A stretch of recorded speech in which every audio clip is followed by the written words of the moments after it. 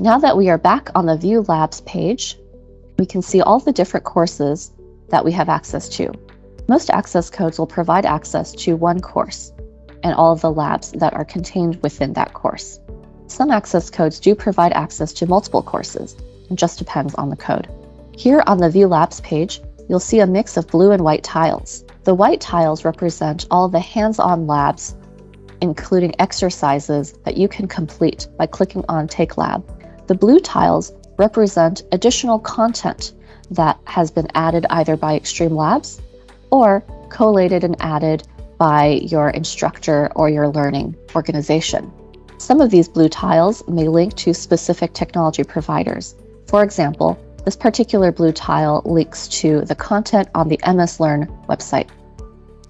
This particular MS Learn content has been fully integrated with the XtremeLabs platform, and as an authorized lab hoster, the XtremeLabs hands-on labs correlate directly to the content found here. All of this content that has been gathered in the blue tiles updates dynamically, which means that as a student, you don't have to worry about using the latest content.